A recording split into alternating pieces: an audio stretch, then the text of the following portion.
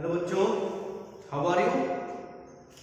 तो चलिए, हमने कल आपका बात कर लिया था एक्सरसाइज 2.3 का, क्लास 10 मैथमेटिक्स एक्सरसाइज 2.3। हमने आपसे कहा था कि आपको ऑप्शनल भी सॉल्व करना है। तो ठीक है, आप ऑप्शनल खुद सॉल्व करेंगे।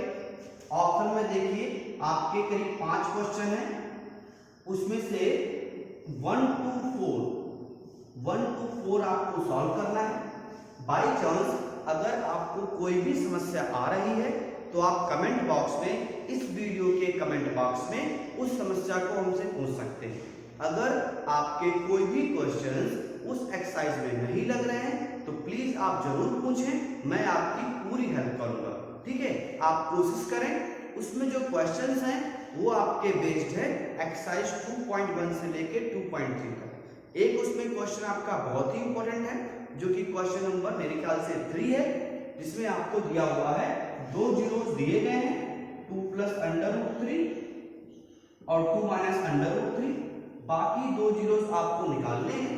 तो ऐसा हमने एक क्वेश्चन कल सॉल्व किया था जो हमारे पास था √5/3 और -√5/3। उसी के बेसिस पे आपका सेम टू सेम है, आप लगाएंगे। अगर हो जा रहा है तो अच्छी बात है। बाई चांस अगर आपसे वो क्वेश्चन नहीं हो पा रहा है तो आप प्लीज मुझसे जरूर पूछें, मैं आपकी पूरी हेल्प करूंगा उन क्वेश्चंस को सॉल्व करने में। आज का जो हमारा टॉपिक होगा वो आपका है चैप्टर 3 लेसन 3। इसमें आपका पहले हमने आपको बता दिया है कि कौन कौन से टॉपिक आपके डिलीट हो गए हैं।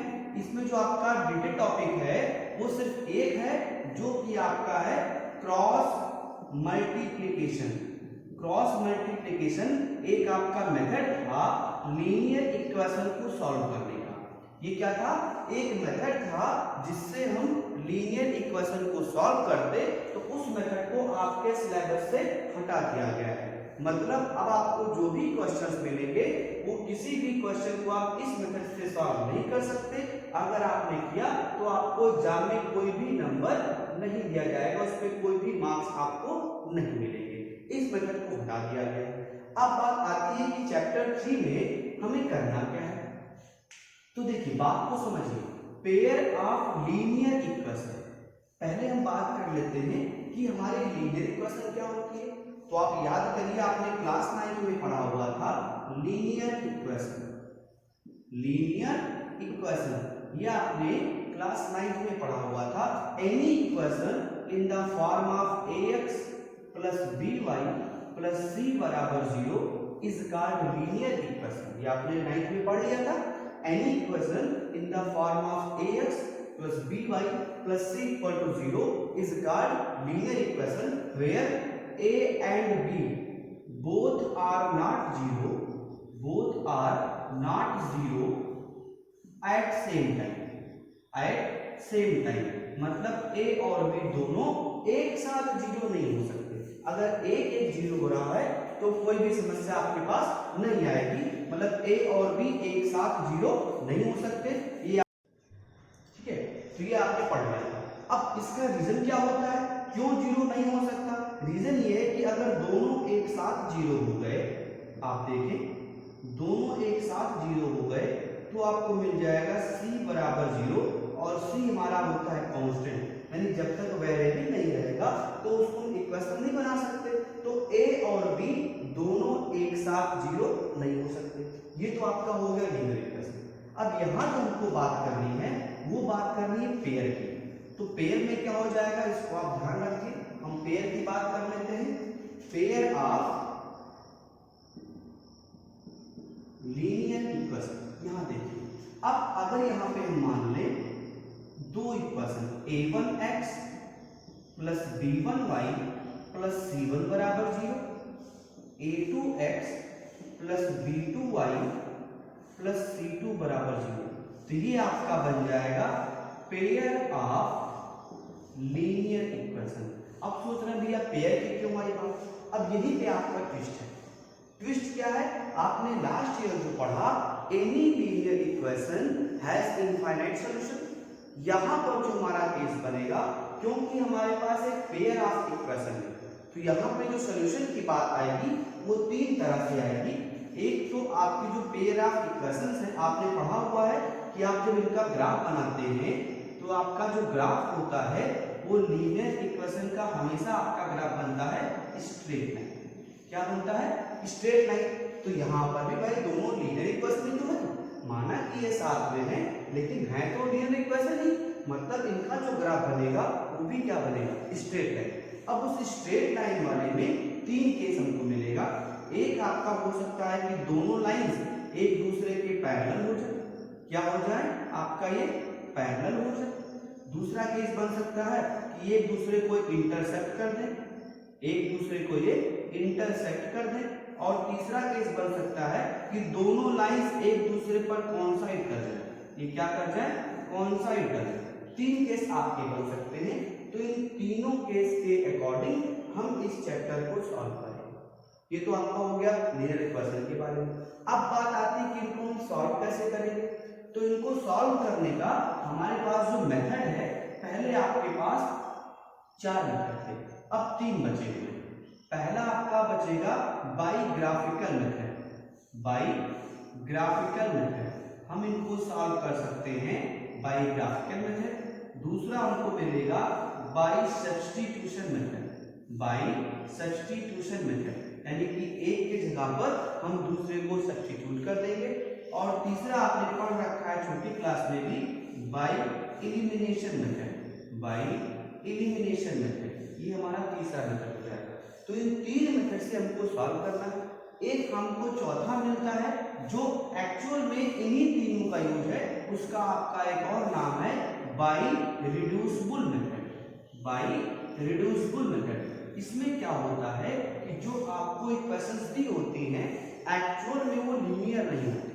हमारा पहला काम होता है कि हम उनको लीनियर में कन्वर्ट करें। After conversion in linear equation we can solve these equations by one of these methods। आप पहले जो आपको इक्वेशन दिया होगा रिड्यूसिबल वाले केस में, उसको हम क्या करेंगे? पहले लीनियर में कन्वर्ट करेंगे।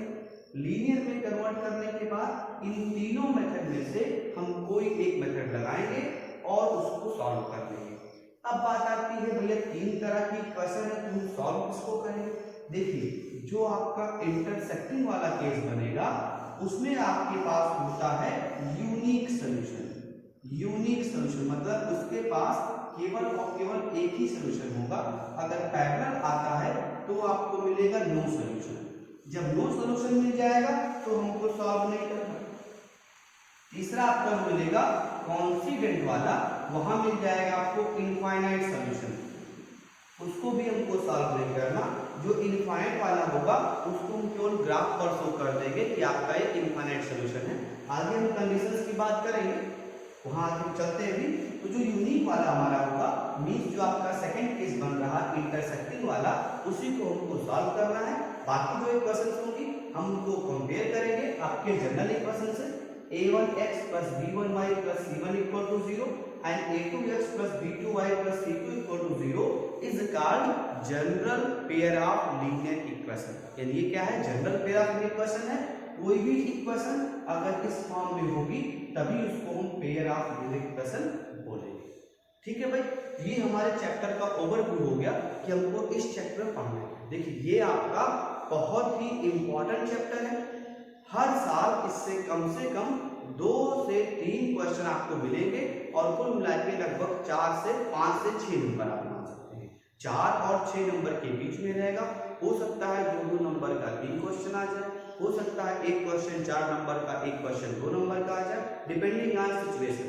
इस बार आपका सिलेबस कुछ कम हुआ है तो पक्की बात है इन चैप्टर से आपके ज्यादा क्वेश्चंस आने वाले हैं। ठीक है, तो हम चैप्टर शुरू करते हैं। आपका थोड़ा बहुत हमने आपको नॉलेज के बारे में दे दिया है। अब हम पहुंचते हैं यहाँ पे सबसे मेन काम होगा, ये आप जान लीजिए। यहाँ पे सबसे मेन काम होगा ये होगा कि हमको डायरेक्टली इक्वेशन नहीं दी रही, हमको एक स्टेटमेंट दिया रहेगा और उन स्टेटमेंट से पहले हम इक्वेशन को बनाएंगे, इक्वेशन बनाने के बाद सॉल्व करेंगे। ये आपका सबसे इम्पोर्टेंट है। अब इक्वेशन बनाने के लिए क्या होता है, कोई इसका शॉर्टकट मेथड नहीं। आप सोच रहे होंगे सर जी हम कुछ बताते हैं कि हम उसको फट से पढ़ें और इक्वेशन बना दें। ठीक है, उसके लिए आपको चाहिए प्रैक्टिस। जितना ज़्यादा आप प्रैक्टिस करेंगे उतनी ही आसानी से आप इक्वेशन बना पाएंगे। यहाँ पे सबसे डिफिकल्ट वर्क होता है इक्वेशन को फॉर्म करना, और फॉर्म करने के लिए आपको प्रैक्टिस चाहिए। जितनी ज़्यादा प्रैक्टिस करेंगे उतना आपके लिए हेल्पफुल होगा। तो चलिए शुरू करते हैं आपका चैप्टर 3।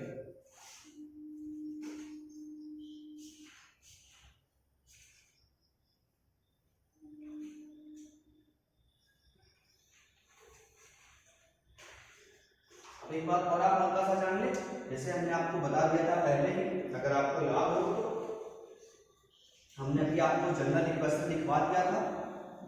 उस जनरल इक्वेशन वाले केस में भी वही केसेस बनते हैं जो आपके लास्ट ईयर बन रहे थे लीनियर इक्वेशन वाले में। तो कैसे बनेंगे उसकी भी हम बात कर लेते हैं हल्का सा, फिर हम आगे बढ़ते हैं। देखिए पहली बात तो जो आपकी जनरल इक्वेशन है वो होती है a1x plus b1y plus c1 बराबर 0, a2x plus b2y plus c2 बराबर 0। ये तो आपकी होती है जनरल इक्वेशन। यहाँ पर भी वही केस है कि a1 square plus b1 square does not equal to 0, या a2 square plus b2 square does not equal to 0, and a1 and b1 और a2 and b2 does not equal to 0 at same time. मतलब दोनों एक साथ 0 नहीं हो सकते। ये आपके केसेस बनेंगे, जो आपका वहां पर था वही आपका यहाँ पर भी है। अब हम शुरू करते हैं आपका एक्सरसाइज में। तो हमारी जो पहली एक्सरसाइज है वहां पे हमको बताना है, हमारे पास 3 क्वेश्चंस हैं, तीनों आपके स्टेटमेंट वाले हैं। पहले स्टेटमेंट पढ़ेंगे, उनका इक्वेशन बनाएंगे, इक्वेशन बनाने के बाद हम सॉल्व करेंगे। तो सॉल्व कैसे करेंगे वो आपको हम समझाए दे रहे हैं। देखिए पहला आपका जो क्वेश्चन, देखिए भाई क्वेश्चन बहुत बड़े बड़े हैं तो मैं क्वेश्चन को बोर्ड पे आपका नोट नहीं कर पाऊंगा, तो आप प्लीज क्वेश्चन को ध्यान से सुनिए। क्वेश्चन कह रहा है Aftab tales his daughter 7 years ago I was 7 times as old as you were then। मतलब 7 साल पहले वो अपनी लड़की के एज का 7 गुना था, ये आफ्ताब कह रहा है। उसके बाद आल्सो 3 years from now, आज के 3 साल। देखिए जब भी बिफोर आएगा, एगो आएगा, इसका मतलब आप कुछ सालों पहले की बात कर रहे हैं। आफ्टर आएगा, फ्रॉम नाउ आएगा, तो इसका मतलब हम आज के बाद की बात कर रहे हैं। जब भी इन क्वेश्चन को सॉल्व करेंगे हमेशा हम मान के चलेंगे प्रेजेंट एज या present case.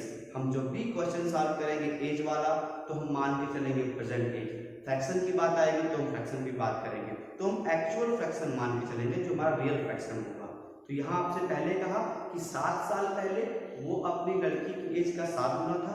After 3 years from now, आज के 3 साल बाद, I shall be 3 times as old as you will be, मैं तुम्हारी एज का 3 गुना हो जाऊंगा। मतलब 7 साल पहले वो 7 गुना था और 3 साल बाद वो 3 गुना हो जाएगा। Represent this situation algebraically and graphically. तो अलजेब्रिकली हम कर रहे हैं, ग्राफिकली आपको कैसे करना है मैं समझा दूंगा, ग्राफ आप खुद बनाएंगे। ठीक है, तो शुरू करते हैं। देखिए पहले तो हम मान लेते हैं, पहले क्वेश्चन का सॉल्यूशन करना है। Let Aftab's age equal to, हमने मान लिया x years, और हिज डॉटर्स एज, इसको हमने मान लिया y years। ठीक, अब पहला हमारा केस बन रहा था 7 years ago, मतलब आज के 7 साल पहले। तो आप बिफोर या 7 years ago, 7 years ago, भाई सिंपल सी बात है, अगर आज आप 15 साल के हैं तो 7 साल पहले कितना रहे होंगे, 8 साल के। मतलब 7 साल पहले क्या होगा, आपकी एज 7 साल कम हो जाएगी। तो हमने इनको प्रेजेंट एज मान लिया। देखिए हाँ, जब हमने कहा था कि हमेशा हम क्या मान के चलेंगे, प्रेजेंट एज, तो हमने इनकी यहाँ पर प्रेजेंट एज मान लिया है। तो 7 years ago आफ्ताब की एज कितनी रही होगी, आफ्ताब एज कितना रहा होगा, x - 7, और हिज डॉटर्स एज ये कितना रहा होगा, y - 7। अब आप क्वेश्चन में क्या कहा है कि 7 साल पहले जो आफताब है वो अपनी लड़की की एज का 7 गुना था। तो अकॉर्डिंग टू क्वेश्चन क्या कर रहा है कि 7 साल पहले भाई ये हो गई आफताब की एज और ये हो गई उसके डॉटर की एज। अब महाशय क्या थे, ये महाशय अपनी लड़की की एज का 7 गुना थे, तो हमने लड़की की एज का 7 गुना कर दिया। इसको सॉल्व कर लेते हैं तो ये हमको मिल जाएगा x - 7 = 7y - 49। वेरिएबल को एक साइड में कर ले तो मिल जाएगा x - 7y = 7 - 49। ये इधर आएगा पॉजिटिव हो जाएगा और ये हमको मिल जाएगा x - 7y = -42। ये हमारी बन गई पहली कंडीशन, ये हमको मिल गया पहला इक्वेशन।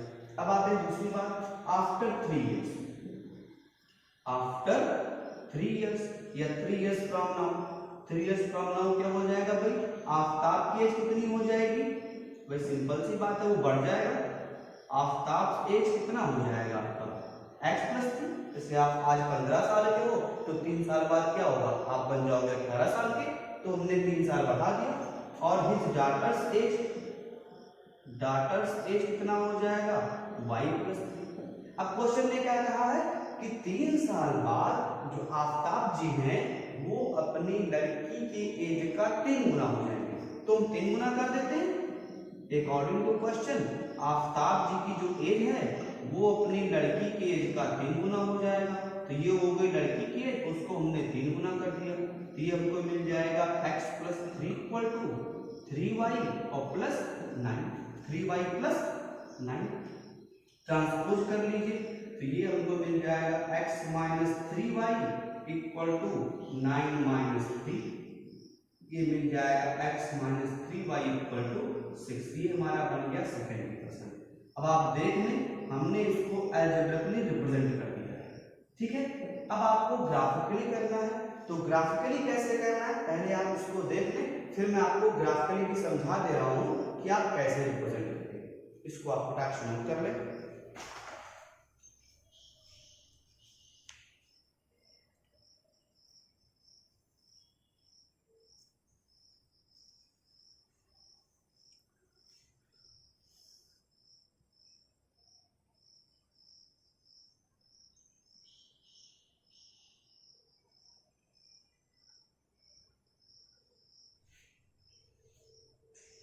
चलिए तो आपने नोट कर लिया होगा। देखिए नोट करने का सबसे आसान तरीका है आप स्क्रीनशॉट ले लिया करें, इससे क्या होगा आप जल्दी से नोट कर लेंगे और हम वीडियो में आगे बढ़ जाएंगे।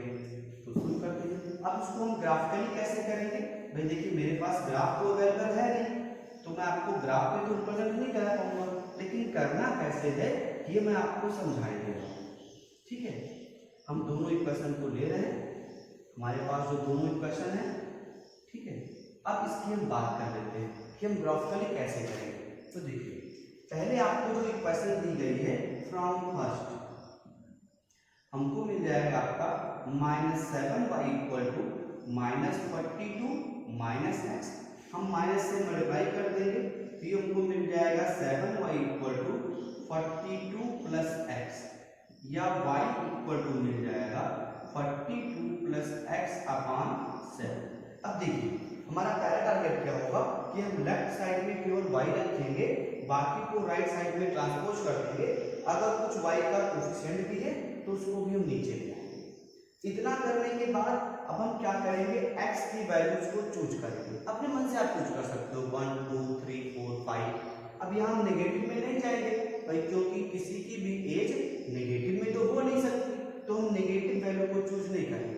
अगर हम और कोई क्वेश्चन सॉल्व कर रहे होते तो वहां पर हम नेगेटिव वैल्यू को भी चूज कर सकते हैं, but here we can not choose negative values because age of any person can not be negative. किसी का भी एज जो है वो नेगेटिव में तो पॉसिबल नहीं है, तो हम नेगेटिव चूज नहीं करेंगे। एक और बात, हम x की ऐसी वैल्यू चूज करेंगे जो 7 का कोएफिशिएंट हो, सॉरी 7 का मल्टीपल हो।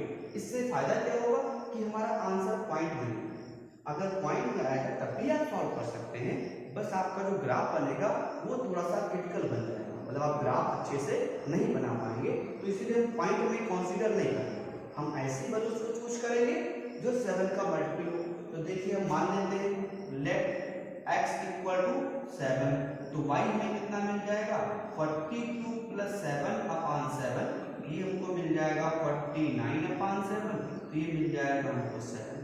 फिर x इक्वल टू 14 मान लेंगे, तो y हमको मिल जाएगा 42 प्लस 14 56 अपान 7 हो जाएगा आपका 8। ऐसे आप मानते जाएंगे। x इक्वल टू आप 21 मान लेंगे, तो y हमको मिल जाएगा 9।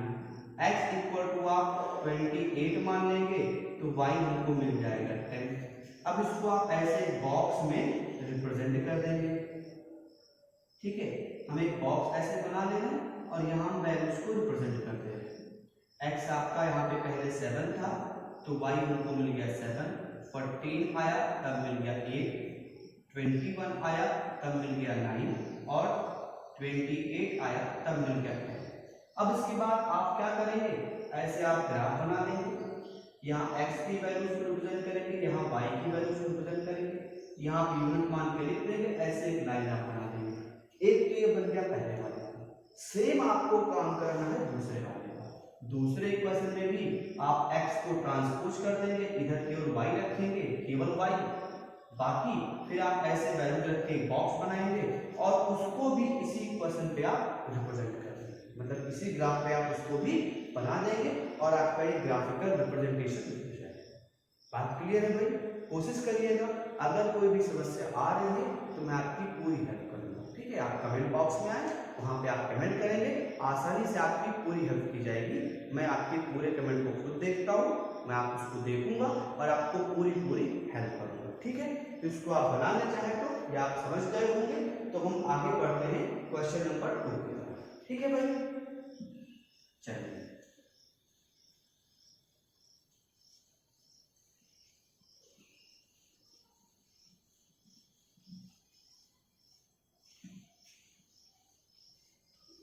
क्वेश्चन नंबर 2 में भैया वही आपका स्टेटमेंट दिया हुआ है और आपको इक्वेशन बनानी है।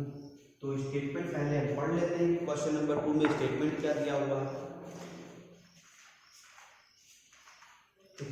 क्वेश्चन नंबर 2 कह रहा है the coach of a cricket team, ध्यान दीजिएगा, the coach of a cricket team buys 3 bats and 6 ball for ₹3900। मतलब उसने 3 बैट लिया और 6 बाल लिया ₹3900 का। After this C buys another bat and 3 more balls. Another bat means एक बैट और 3 और balls for same kind for ₹1300। मतलब उसने एक बैट और 3 और बॉल खरीदा 1300 का। Represent this situation algebraically and geometrically.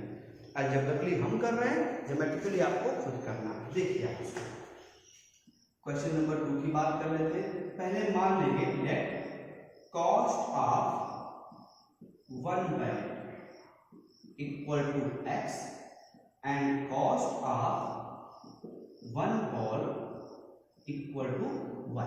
ये हमने मान लिया कि एक बैट का जो कॉस्ट है वो x है और एक बॉल का जो कॉस्ट है वो y।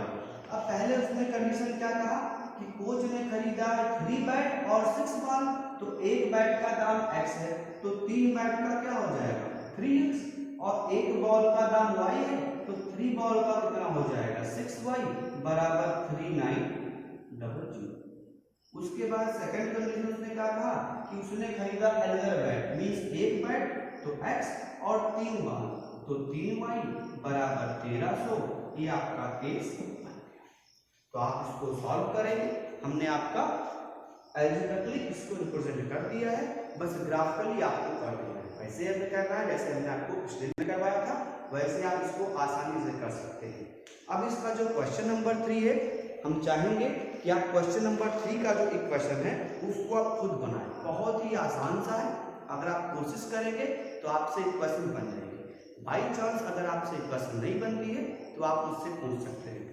अब आगे बढ़ते हैं जो हमारे मेन कंडीशन है।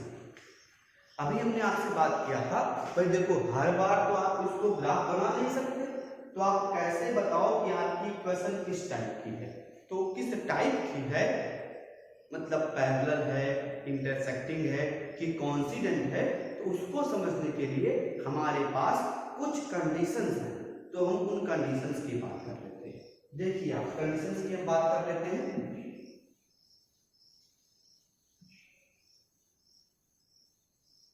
देखिए आप ध्यान से, पहली बात तो हम जनरल इक्वेशन की बात कर लें। हमारे पास होता क्या है, a1x plus b1y plus c1 बराबर 0 और a2x plus b2y plus c2 बराबर 0। ये हमारी होती है इक्वेशन, यानी हमारी होती है जनरल इक्वेशन। अब यहाँ पे हमारा तीन केस बनता है, तो उन तीनों केस की हम बात कर लेते हैं। देखिए पहला जो हमारा केस बनता है वो बनता है इंटरसेक्टिंग वाला।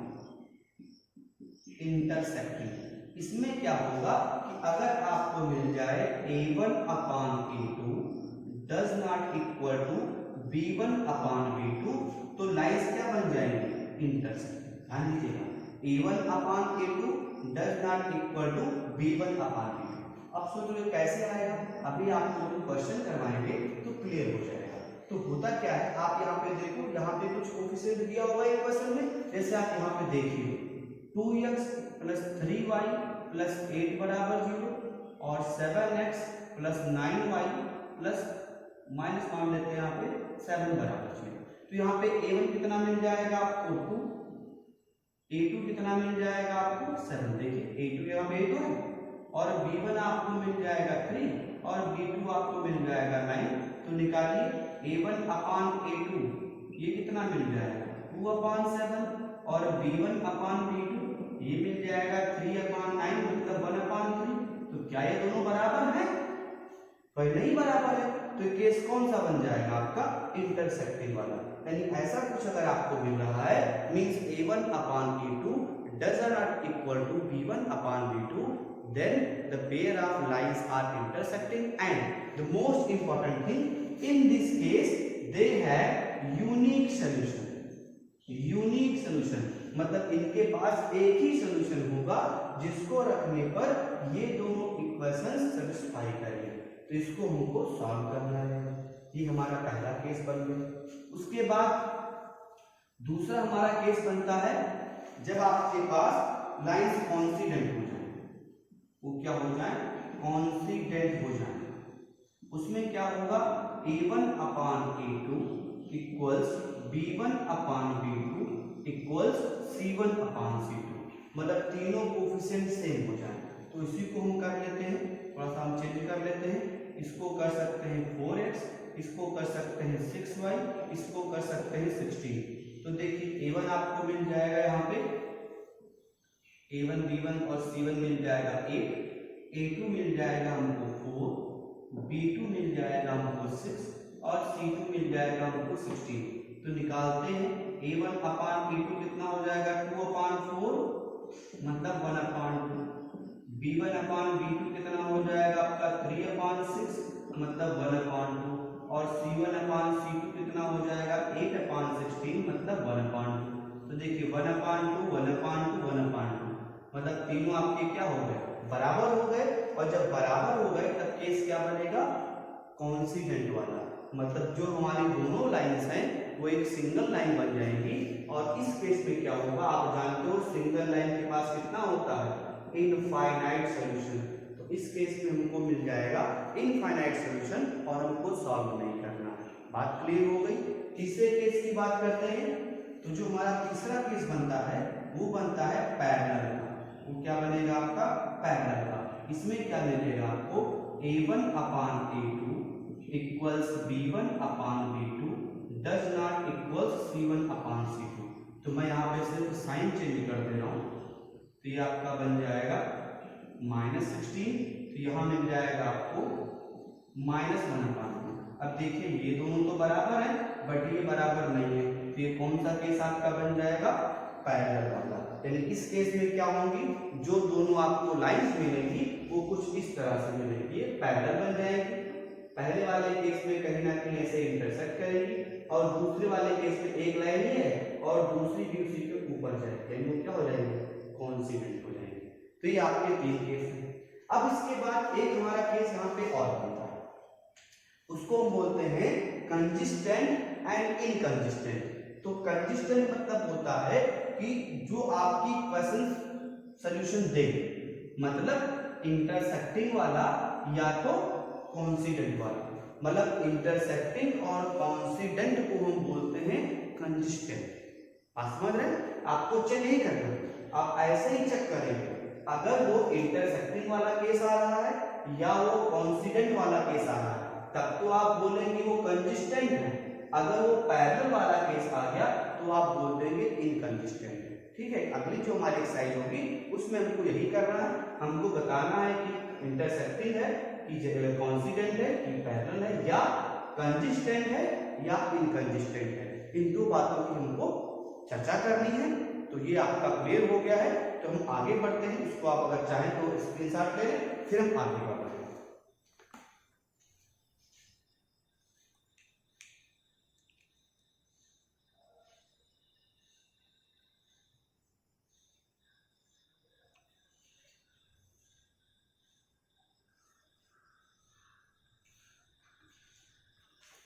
चलिए हम आगे बढ़ते हैं एक्सरसाइज 3.2।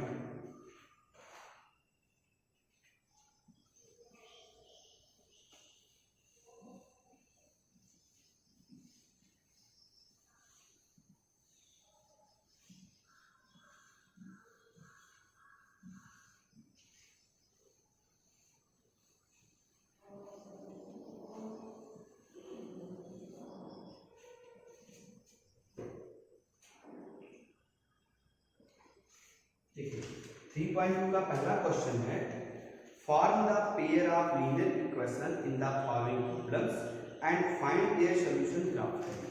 मतलब हमको स्टेटमेंट दिया हुआ है, पहले हम उनका अलजेब्रिक इक्वेशन बनाएंगे, उसके बाद ग्राफिकली हमको उनका सॉल्यूशन निकालना है। तो एक कंप्लीट क्वेश्चन आपको हम करवाएंगे, बाकी मैं उम्मीद करूंगा कि आप कर लेंगे। तो क्वेश्चन नंबर 1 की आज हम बात करने वाले इस वीडियो में, बाकी जो आपका बचेगा वो हम बात करेंगे आपका कल। तो 1 की हम बात कर लेते हैं। देखिए पहला आपका क्वेश्चन कह रहा है 10 students of class 10 took part in a mathematics quiz. मतलब 10 बच्चों ने पार्टिसिपेट किया क्लास 10। टोटल बच्चे कितने हैं? 10। उसके बाद if the number of girls is 4 more than the number of boys. Number of girls क्या है? बॉयज से 4 ज्यादा है। Find the number of boys and girls who took part in the quiz. 10 लोग हैं और जो गर्ल्स हैं वो बॉयज से 4 ज्यादा हैं। हमको बताना है कि कितनी गर्ल्स और कितनी बॉयज ने आपका उसमें पार्टिसिपेट किया। तो देखिए इसको सॉल्व कर लेते हैं। पहले तो हम मान लेंगे, फर्स्ट ऑफ ऑल हम मान लेते हैं let number of boys equal to x और number of girls equal to y। ये हमने मान लिया। तो पहला कंडीशन क्या हो जाएगा? टोटल कितने बच्चे थे, कितने स्टूडेंट थे? 10। तो x प्लस y मिला के कितना हो जाएगा आपका? 10। भाई सिंपल सी बात है, टोटल कितने मिल जाएंगे? 10। फिर कह रहा है number of girls is 4 more than number of boys. तो सेकंड में ये आपका गर्ल्स हो गया और ये आपका बॉयज हो गया। अब जो गर्ल्स हैं वो बॉयज से 4 ज्यादा है, तो गर्ल्स ज्यादा है बॉयज कम है। अगर हम बॉयज में 4 ऐड कर दें तो दोनों क्या होगा? बराबर हो जाएगा, नहीं हो जाएगा? बिल्कुल हो जाएगा। तो अब इसको आप ट्रांसपोज कर लें तो ये हमको मिल जाएगा y minus x equal to 4, या इसको अगर हम सीधा लिख दें तो x minus y equal to -3। ये बन जाएगा हमारा दोनों इक्वेशन बन गया। अब उसके बाद आती है कि इनको हमको ग्राफिकली सॉल्व करना है। तो पहले फ्रॉम फर्स्ट की बात कर लेते हैं। देखिए फ्रॉम फर्स्ट क्या हो जाएगा? हमको मिल जाएगा y equal to 10 minus x. हमने x को ट्रांसपोज कर दिया तो y इक्वल टू क्या मिल जाएगा? 10 माइनस एक्स।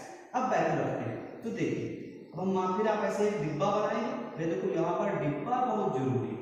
ये जो डिब्बा हम बना रहे हैं ना, इस डिब्बे में मिठाई नहीं है, इस डिब्बे में हमारे क्वेश्चन की वैल्यू रहेगी। एक बात आपको बता दूं, देखो भैया हम बहुत पहले पढ़ा रहे थे ना, तो हम समोसे की बहुत कसम खाते थे।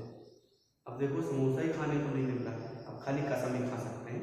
तो आप भी थोड़ा सा क्वेश्चन को ध्यान रखें और फर्जी कसम ना खाते ना, कसम विद्या कसम हम ये नहीं किए या वगैरह वगैरह, तो वो सब आप ना करें, क्योंकि वैसा करोगे ना तो विद्या ही नहीं रहेगी, तो कसम किसकी खाओगे।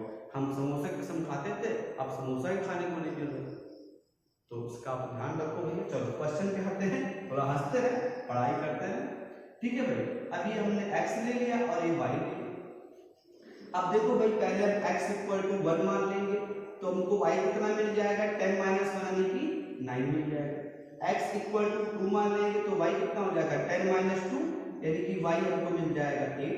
x इक्वल टू 3 मान लेंगे तो y कितना मिल जाएगा हमको, 10 माइनस 3 यानी कि 7। और x इक्वल टू 4 मान लेंगे तो y कितना मिल जाएगा, 10 माइनस 4 यानी कि 6। बस 4 वैल्यूज बहुत होती है, तो हम 4 वैल्यूज से आपका इक्वेशन को ड्रा कर सकते हैं। हमने 1 माना तब 9 आया, 2 पर 8 आया, 3 पर आपका 7 आया और 4 पे क्या हो गया, 6। ये तो हमारे 1 की बात हो गई। अब क्वेश्चन नंबर 2 पे आते हैं। फ्रॉम सेकंड आप देख लो, फ्रॉम सेकंड हमको मिल जाएगा y बराबर x प्लस 4। देखिए y बराबर क्या मिल जाएगा हमको, x प्लस 4। y कितना मिल जाएगा, x प्लस 4। हमने क्या किया, ट्रांसपोज करके सॉल्व कर लिया। अब फिर वही बात, x इक्वल टू 1 मानेंगे तो y हमको मिल जाएगा आपका 5। x इक्वल टू 2 मानेंगे तो y हमको मिल जाएगा 6। x इक्वल टू 3 मानेंगे तो y हमको मिल जाएगा 7। और x इक्वल टू 4 मान लेंगे तो y हमको मिल जाएगा आपका 4 4 8। y कितना मिल जाएगा, 4 4 हमको 8 मिल जाएगा। इसका भी हम डिब्बा ऐसे बना लेंगे, तो इसका भी डिब्बा हम बना लेते हैं। डिब्बे को आप ध्यान रखिए। अब x इक्वल टू 1 लिया तो y मिल गया 5, 2 लेने पर मिल गया आपको 6, 3 लेने पर मिल गया 7 और 4 लेने पर मिल गया 3। अब अगर आप ध्यान से देखो तो ऐसी दो वैल्यूज हैं जो हमारी कॉमन है, एक ये और x equal to 3, y equal to 7, x equal to 3, y equal to 7। और जो कॉमन वैल्यू है यही हमारा बन जाएगा सॉल्यूशन। बस इनको ग्राफिकली दिखाना है, तो इसको आप पहले नोट कर ले, फिर हम ग्राफिकली रिप्रेजेंट करते हैं।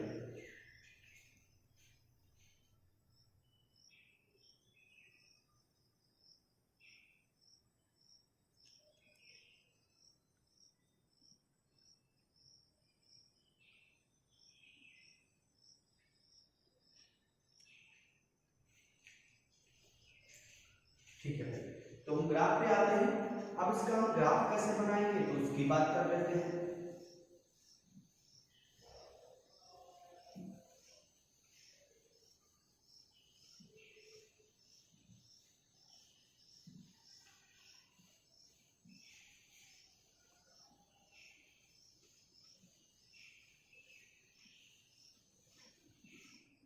चलिए हम ग्राफ की बात कर लेते हैं। ओहो, हमने वैल्यूज तो आपकी मिटा दी भाई, चलिए कोई बात नहीं।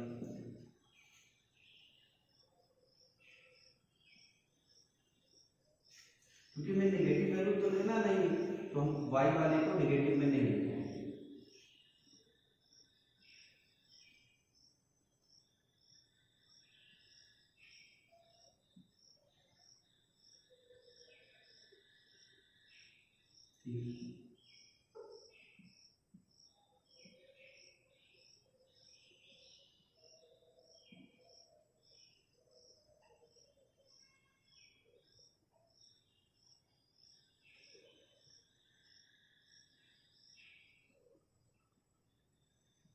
ठीक है, अब नंबरिंग कर देंगे इनकी, तो ये हमको मिल जाएगा 1 2 3 4 5 6 7 और 8। यहाँ मिल जाएगा 1 2 3 4 5 6 7 8 9। आप चाहें तो कम कर सकते हैं, ठीक है भाई।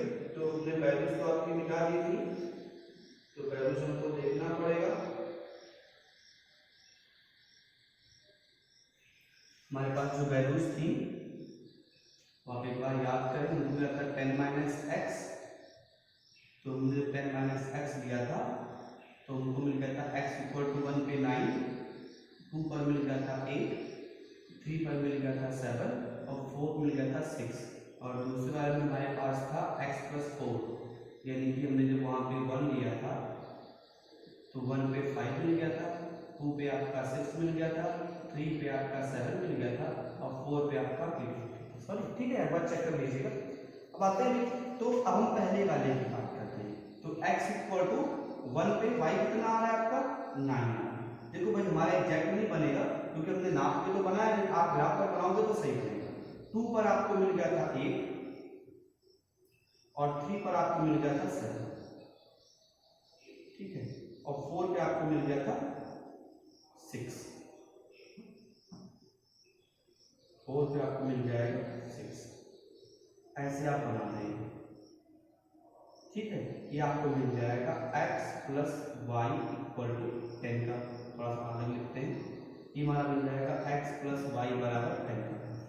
फिर दूसरे वाले में आते हैं, 1 पे 5 मिल गया था तो 1 पे आपका 5 हो जाएगा, 2 पे आपका 6 हो जाएगा और 3 पे आपका 7 हो जाएगा, ठीक है।